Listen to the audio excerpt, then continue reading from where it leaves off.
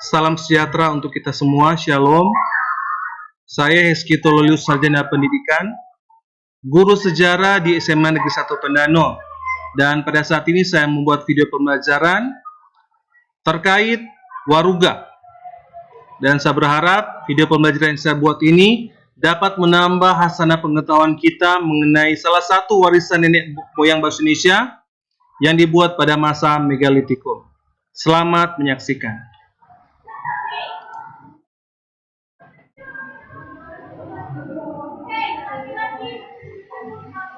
Ya. Jadi, Waruga merupakan salah satu benda hasil kebudayaan masa Megalitikum atau zaman batu besar yang banyak ditemukan di Provinsi Sulawesi Utara, khususnya daerah Minahasa. Istilah Waruga berasal dari bahasa Minahasa, khususnya etnis Tobulu, yang terdiri atas dua suku kata, yaitu Wale yang artinya rumah dan Meruga yang artinya membusuk. Jadi, secara etimologis, Waruga artinya adalah rumah membusuk. Pemakaman di dalam Waruga mempunyai banyak keunikan, di antaranya bentuk, posisi jenazah dalam Waruga, serta pola relief di Waruga dan proses pembuatan Waruga itu sendiri. Nah, kita mulai dengan yang pertama, yaitu bentuk Waruga. Bentuk Waruga diambil dari bentuk rumah adat Minahasa yang bernama Walewangko. Filosofinya adalah ketika manusia lahir ke dunia, maka dia akan tinggal di Walewangko. Sedangkan ketika meninggal, maka dia akan tetap tinggal dalam rumah. Tapi rumah di sini sudah menjadi rumah Waruga. Di mana kalau di rumah Walewangko yang tinggal orang hidup, sedangkan kalau di rumah Waruga yang tinggal adalah orang yang sudah meninggal dunia.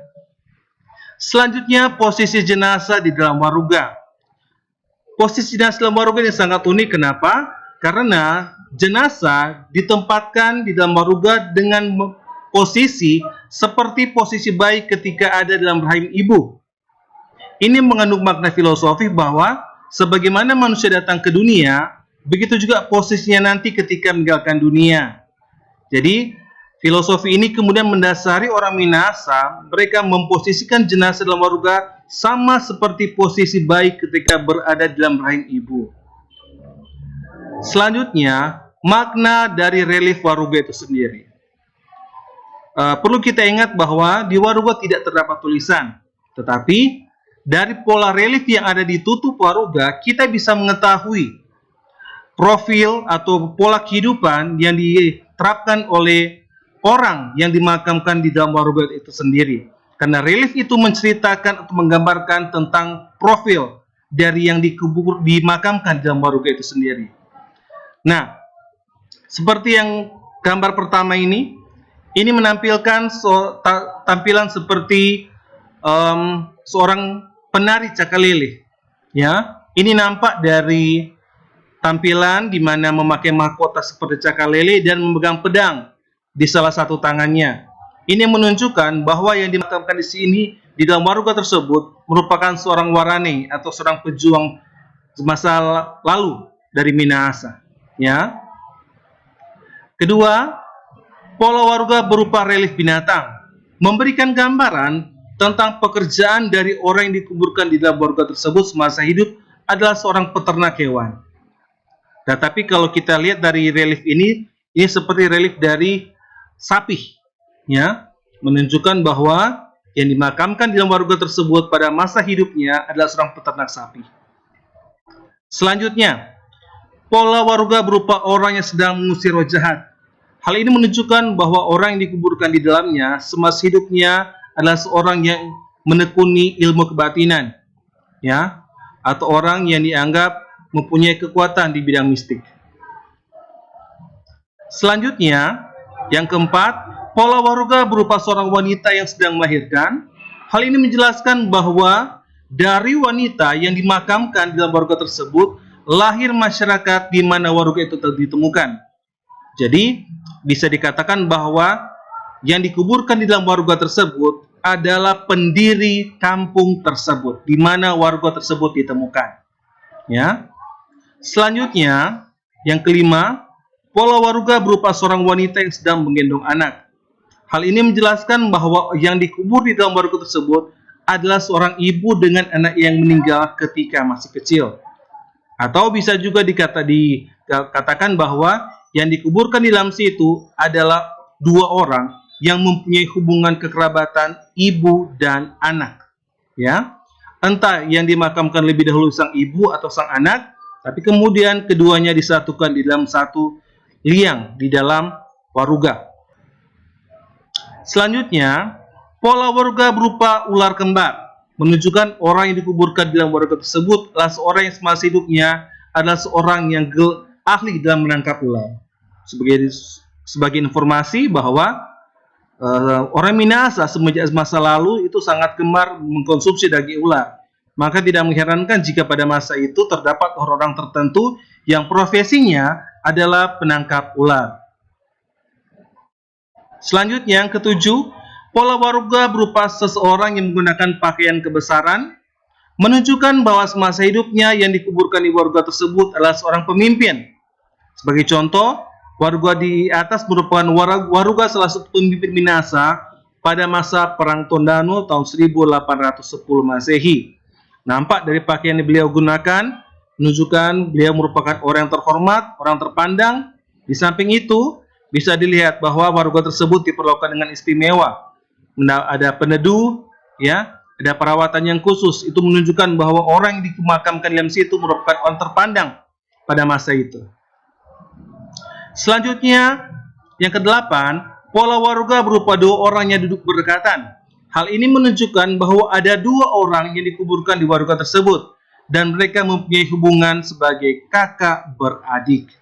Ya, biasanya kalau ada pola relief seperti ini atas waruga menunjukkan bahwa salah satu di antara mereka itu meninggal ketika masih muda. Dan karena itu, ketika salah satu kerabatnya, saudaranya atau kakak-kakaknya yang meninggal, itu pun turut disertakan di dalam waruga tersebut dengan maksud supaya hubungan kekerabatan mereka tetap terjalin di alam seberang. Ya, maka dibuat relief seperti itu.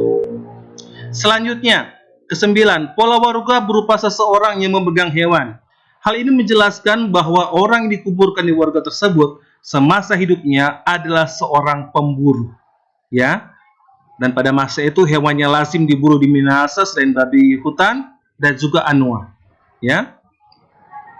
Nah, yang ke-10, pola waruga berupa seorang laki-laki dan seorang perempuan yang memperlihatkan alat vital. Hal ini menjelaskan bahwa mereka yang dikuburkan di waruga tersebut pada semasa hidupnya adalah sepasang suami istri. Dan dari mereka dilahirkan orang-orang yang berada di kampung atau wilayah di mana waruga tersebut ditemukan. Nah, sebagai contoh, waruga di atas merupakan waruga Toar Lumimut yang sesuai kepercayaan orang Minahasa, Toar dan Lumimut inilah yang menjadi nenek moyang atau cikal bakal terbentuknya suku bangsa Minahasa yang kita kenal saat ini. Ya, jadi kita bisa lihat dengan jelas bahwa di waruga tersebut dengan jelas memperlihatkan alat vital dari laki-laki dan perempuan yang dikuburkan di dalamnya.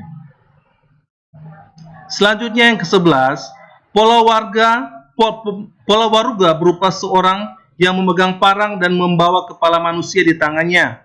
Hal ini menjelaskan bahwa yang dikuburkan di waruga tersebut semasa hidupnya adalah seorang mamuis atau pemburu kepala, sebuah profesi yang sempat marak di Minahasa pada abad 16 dan 17.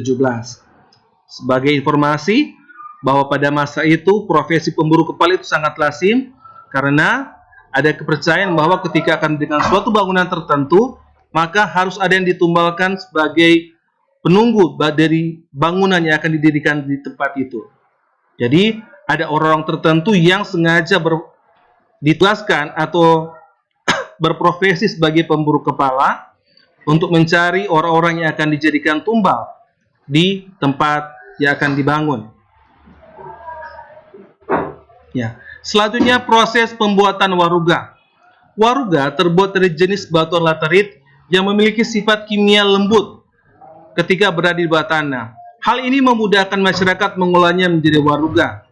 Sesudah batu yang akan dijadikan waruga telah selesai dibentuk, maka selanjutnya waruga tersebut dipancangkan ke tanah untuk terkena sinar matahari.